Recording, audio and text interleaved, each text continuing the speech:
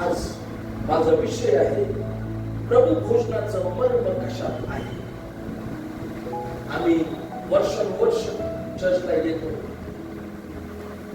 काही लोक म्हणतात आम्ही पिढ्यानपिढ्याचे ख्रिस्ती आहोत. काही लोक म्हणतात आम्ही 40 वर्षांपासून ख्रिस्ती आहोत. आम्ही 20 वर्षांपासून ख्रिस्ती आहोत. आम्ही बाप्तिस्मा घेतलेला आहे. आमचं दान झालेलं आहे. मला बायबलचं सगळं अमूल्य ज्ञान मला प्राप्त झालेलं आहे. बऱ्याच वेळेस देवाचे लोक जेव्हा प्रभू भोजन घेतात त्याला प्रभू भोजनात काय मर्म आहे, त्यामध्ये देवाचा हेतू काय आहे, त्यामध्ये देवाची योजना काय आहे, त्याद्वारे देवाचा आमच्यासाठी संकल्प काय आहे, हे कधीच आम्ही समजावून घेत नाही. प्रभू भोजनाचं मर्म कशात आहे? पहिली गोष्ट, प्रभू भोजनाचं मर्म आभार प्रदर्शनात आहे. माझी वेळ जवळ आली आहे. म्हणजेच येशूला ती वेळ कशाची होती याची पूर्णपणे जाणीव होती. तो दिवस वलांडण्याच्या भोजनाचा होता. एवढंच नाही, येशूला माहित होतं की त्याच रात्री सर्वजण त्याच्याविषयी अडखळणार आहेत. येशूला हे माहित होतं की त्याच रात्री त्याला धरून देण्यात येणार आहे. येशूला माहित होतं की त्याच रात्री त्याला कोडे मारण्यात येणार आहे. येशूला माहित होतं की त्याच रात्री त्याचा शिष्य पेत्र कोंबडा हरवण्यापूर्वी त्याला 3 वेळा नाकारणार आहे. येशूला माहित होतं की त्याच रात्री त्याचे सर्व शिष्य त्याला सोडून त्याची पांगापांग होणार आहे. येशूला माहित होतं की त्याच रात्री त्याला प्रश्न विचारले जाणार आहे. येशूला माहित होतं की त्या रात्रीनंतर त्याला वधस्तंभावर खेळण्याकरता लोकांच्या हाती सोपवण्यात येणार आहे. त्याला माहित होतं की त्याला वधस्तंभ व्हायचा आहे. त्याला माहित होतं की त्याला वधस्तंभावर जाताना त्याच्या मस्तकावर काट्याचा मुकुट घालण्यात येणार आहे. त्याला खिळे ठोकण्यात येणार आहे. त्याच्या कुशीमध्ये भाला खुपसण्यात येणार आहे. त्याची थट्टा केली जाणार आहे. हे सगळं माहित असताना येशूने काय करायला पाहिजे होतं? शोक करायला पाहिजे होतं. कारण तो पूर्ण देव, पूर्ण मानव. त्याच्यातला मानवीय स्वभाव, त्याला शरीर आपल्यासारखंच होतं. बायबल सांगतं त्याला तहान लागली. बायबल सांगतं त्याला झोप लागली. बायबल सांगतं त्याला भूक लागली. बरोबर आहे? बायबल सांगतं त्याचा घाम गळाला, तो रक्ताच्या थेंबासारखा गळाला. म्हणजेच तो पूर्ण मानवीय शरीरामध्ये. विचार करा, काही क्षणांनी त्याच्याबद्दल काय घडणार आहे याची त्याला कल्पना आहे. त्याला सगळी जाणीव आहे. आणि हे सगळं घडणार असताना येशू ख्रिस्त प्रभू भोजनाची स्थापना करताना काय करतो? भाकर घेतो आणि आभार मानतो. काय करतो? आभार. खरं तर त्याने शिष्यांच्या गळ्यात पडून रडायला पाहिजे होतं. आज आपली शेवटची मीटिंग आहे. याच्यानंतर आपण कधी भेटू आपल्याला माहित नाही. माझी सुटका व्हावी म्हणून प्रार्थना करा. मला माहित आहे काही तासांनी काय होणार आहे. ते सगळं करण्याऐवजी, येशूने शोक करण्याऐवजी, येशूने ओर बनवून घेण्याऐवजी, त्याने देवाला प्रार्थना करण्याऐवजी की पित्या मला हे सगळं सहन होत नाही असं म्हणण्याऐवजी त्याने भाकर घेतली आणि आपल्या स्वर्गातल्या पित्याचे आभार मानले. एवढंच नाही, त्याने प्याला घेतला आणि तो प्याला घेऊनही स्वर्गातल्या पित्याचे आभार मानले. स्वर्गातल्या पित्याचे आभार मानले. प्रियनो, याचं काय? जेव्हा मी प्रभू भोजन विधी मध्ये सहभागी होतो, जेव्हा मी आमच्या हातामध्ये भाकर आणि द्राक्षरस घेतो, तेव्हा देवाची इच्छा काय आहे की जेव्हा आम्ही या विधीमध्ये सहभागी होतो तेव्हा आम्ही त्याचं मर्म जाणत आणि त्याचं मर्म यामध्ये आहे की देवाच्या लोकांनी आभार प्रदर्शनासहित ती भाकर आणि त्या प्याल्याचं सेवन करावं.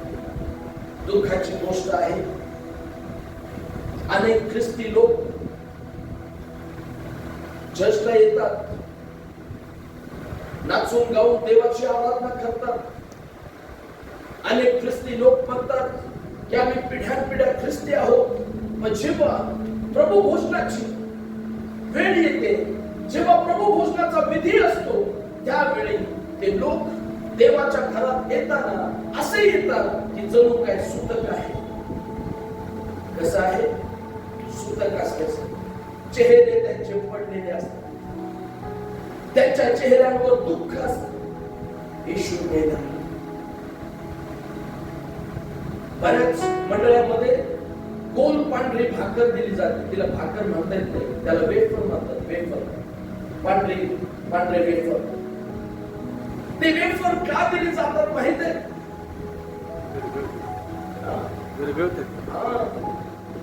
ते वेफर घ्यायचं, जिभेवर ठेवायचं, ठेवल्याबरोबर काही सेकंदात विरघळून जात.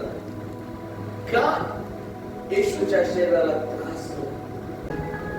आणि जेव्हा आम्ही आभार प्रदर्शनासहित या मेजामध्ये सहभागी होतो तेव्हा परमेश्वराचे सगळे स्वर्गीय आशीर्वाद, स्वर्गीय शांती, स्वर्गीय आरोग्य, स्वर्गीय कृपा, स्वर्गीय आनंद, स्वर्गीय देवाची उपस्थिती आमच्या जीवनामध्ये त्या क्षणापासून कार्यरत झाल्याशिवाय राहत नाही. हालेलुया.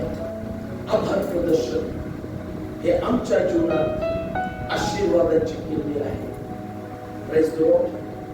आभार प्रदर्शन काय आहे? आशीर्वादाची किल्ली आहे. आणि देवाची इच्छा ही नाही की आम्ही फक्त प्रभू भोजनाच्या रविवारीच देवाच्या सानिध्यात, देवाच्या घरात येताना आभार प्रदर्शन करत यावं. देवाची इच्छा ही आहे की आमचं रोजचं जीवन आम्ही देवाच्या प्रभू येशूच्या नावात आभार प्रदर्शनाने, धन्यवादाने, उपकार स्तुतीने, आनंदाने भरलेलं आम्ही जीवन जगावं. भलेही परिस्थिती काही असेल, परिस्थिती कठीण असेल, परिस्थिती आव्हानात्मक असेल, परिस्थिती नकारात्मक असेल, असं वाटत असेल की आता सगळं संपलेलं आहे, त्याही परिस्थितीमध्ये देवाची इच्छा ही आहे की तुम्ही आणि मी आभार प्रदर्शन करणारं जीवन जगावं.